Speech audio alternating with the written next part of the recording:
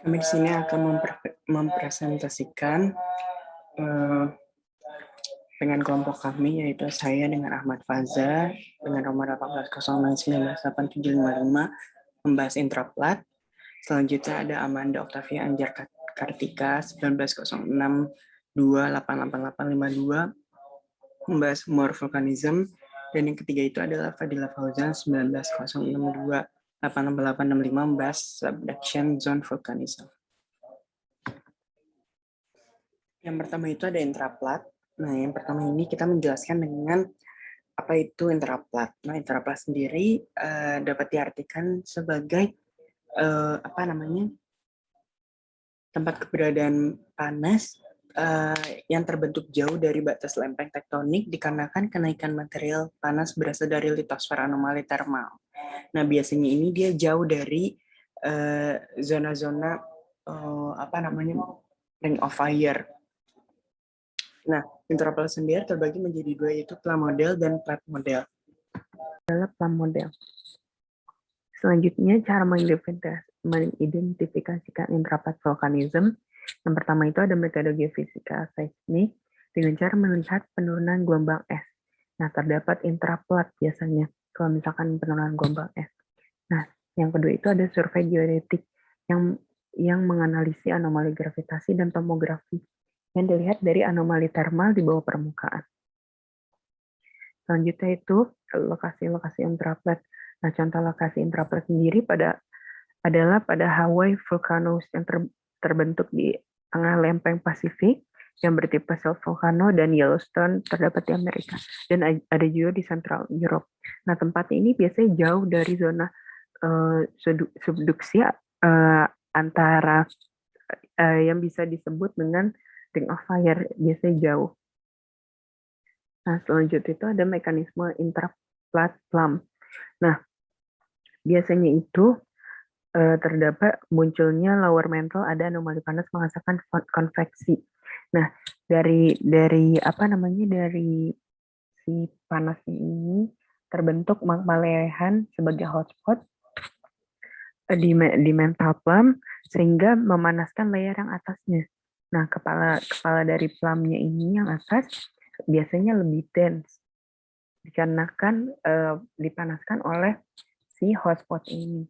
Nah, dari intraplat plam ini biasanya terjadi landform, yaitu regional uplift. Nah, contoh-contoh landformnya itu, yang pertamanya itu ada narrow rift dan wide zone rift. Nah, kalau narrow rift itu adanya celah. Nah, biasanya itu ada di Yellowstone Plateau. Nah, bisa dikarenakan adanya mantle plam yang terjadi anomali pemanasan panas. Nah, contohnya ini adanya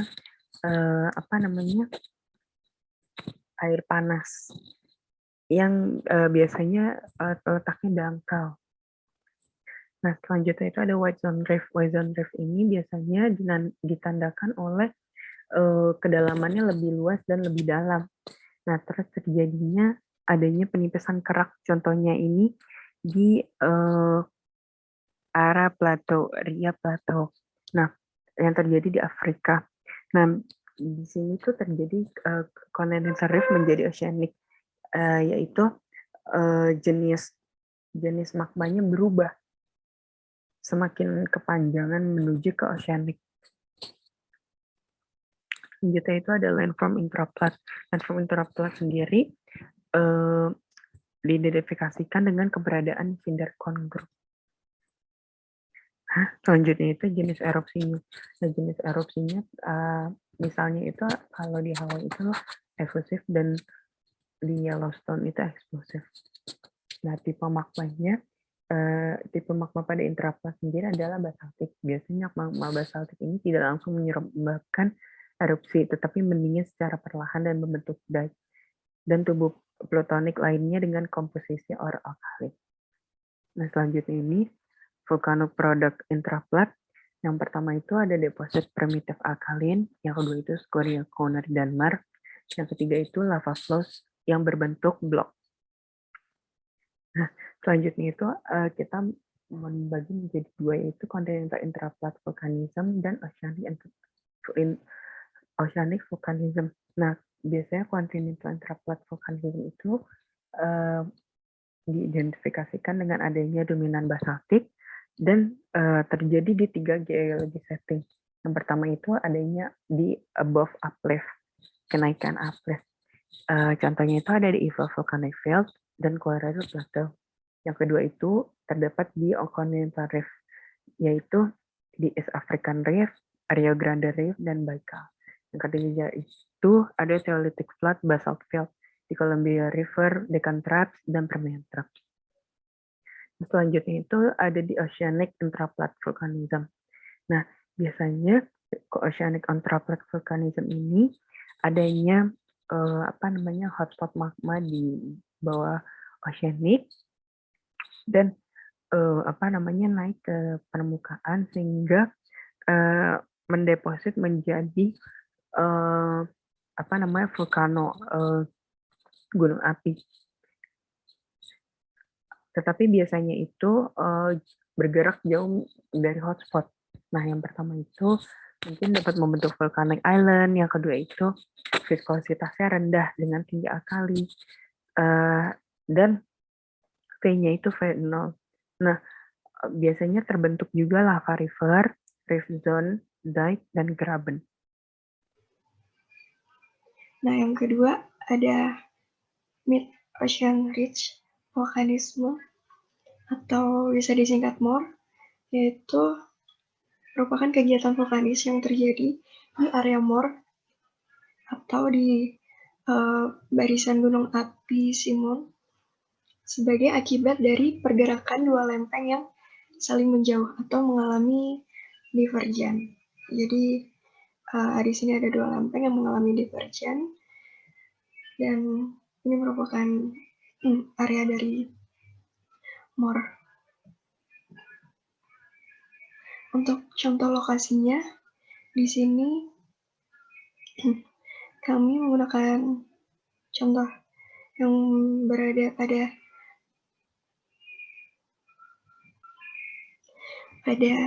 regions yang berada pada Southwest Iceland, di mana regions ini merupakan akibat dari divergensi dari lempeng Eurasia dan juga Amerika Utara. Sebagian dari area atau zona ini ditutupi oleh lava yang diperkirakan berumur Holosen. Nah, untuk landformnya sendiri,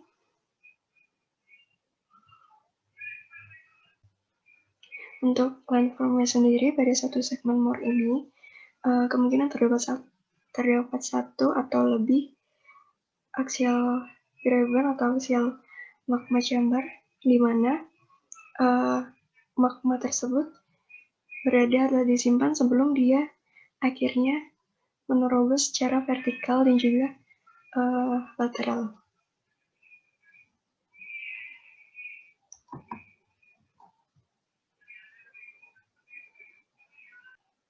Untuk morfologi sendiri, MOR tersebut terbentuk dari upwelling lava basaltik. Dia tercipta dari upwelling lava basaltik dan juga dari rekahan lateral kerak samudera, di mana dia membentuk sistem lembahan retakan yang mengelilingi bumi dengan panjang total kurang lebih 75.000 km.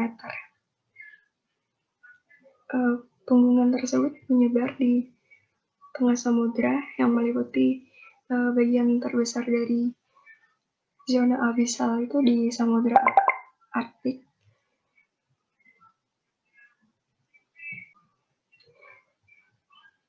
Kurang lebih sekitar 5% dari luas zona abisal itu sendiri. Dan juga punggungan di tengah samudra adalah sistem vulkanik terbesar di bumi yang dia menyumbang 75% dari semua aktivitas vulkanik di bumi ini. Gitu. Nah, untuk erupsinya sendiri dari MOR, dia termasuk kategori efusif karena dia tekanan dan juga gasnya sedikit, sehingga biasanya tidak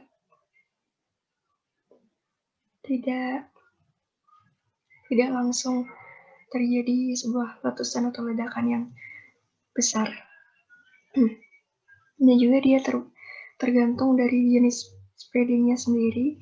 Misalnya pada ridge yang low spreading, dia didominasi oleh aktivitas tektonik, sedangkan pada yang fast spreading, dia didominasi oleh aktivitas vulkanis. Untuk endapan vulkaniknya, dia pada layer ketiga atau lapisan ketiga ini, dia terbentuk bersifat gabbro yang terhitung hingga 5 km dari ketebalan layer 3 ini, dan dia terbentuk oleh aliran lateral dan juga pendinginan di tepi badan magmatik. Kemudian dia semakin ke atas, pada layer yang atas, layer kedua ini, dia terbentuk basalt.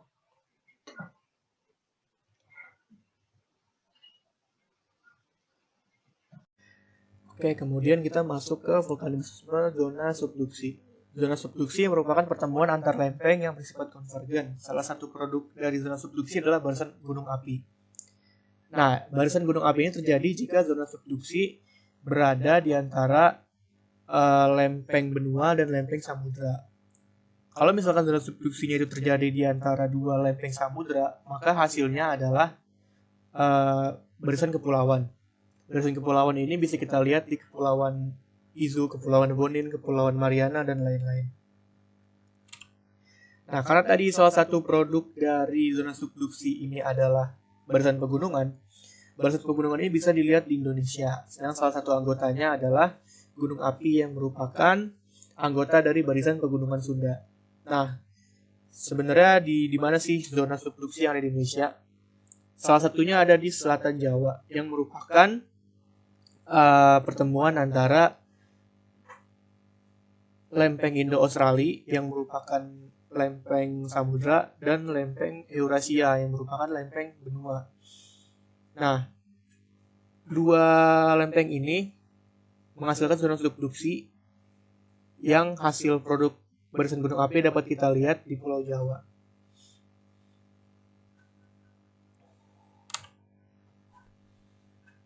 Nah, gunung ini seperti yang saya bilang tadi, gunung api yang ada di Pulau Jawa merupakan salah satu gunung yang berada di atas busur pegunungan Sunda. Nah, busur pegunungan Sunda ini merupakan busur pegunungan yang ada dari Sumatera hingga ke Jawa yang berbatasan dengan busur Banda. Nah, busur pegunungan Sunda ini merupakan produk hasil subduksi dari lempeng samudra Indo-Australia dan lempeng Eurasia, seperti yang tadi saya sampaikan.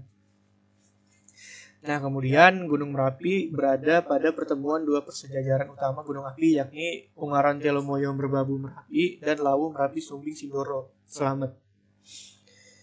Nah, kemudian di antara dua persejajaran gunung api tadi, Gunung Merapi ini merupakan gunung yang paling muda. Nah, Gunung Merapi sendiri memiliki bentuk yang stratovolcano, di mana stratovolcano ini merupakan bentuk yang paling sering ditemukan pada gunung-gunung yang berada di atas zona subduksi. Nah, karena dia stratovolcano, jadi daerah kawah yang memiliki kemiringan. Jadi daerah kawah dari Gunung Merapi ini memiliki kemiringan atau slope yang curam. Tetapi semakin menuju ke kaki gunung, kemiringan itu semakin landai. Nah, Gunung Merapi juga mengalami beberapa evolusi. Di mana pada awal pembentukannya Gunung Merapi ini karakteristik magmanya bersifat basaltik dengan tipe erosi efusif. Kemudian mengalami diferensiasi hingga sekarang karakteristik magmanya berubah menjadi lebih silikat dan lebih viskos atau lebih kental, sehingga seringkali membentuk lava dome. Terus kemudian tipe erupsi juga berkembang menjadi efusif dan eksplosif. Nah, tetapi meskipun dia eksplosif, tapi Gunung Merapi hanya memiliki indeks Faye itu biasanya di skala 3 atau skala 4. Nah, kemudian setelah mengalami beberapa diferensiasi tadi, Gunung Merapi yang ada sekarang memiliki dapur magma yang bersifat basaltik dan andesitik. Nah, Gunung Merapi merupakan salah satu dari beberapa gunung di Indonesia yang paling aktif, di mana dalam rasio 1 atau 2 hingga 5 tahun sekali itu dia biasanya erupsi. Dan erupsinya itu biasa dibarengi dengan aliran piroklastik atau warga lokal menyebutnya awan panas.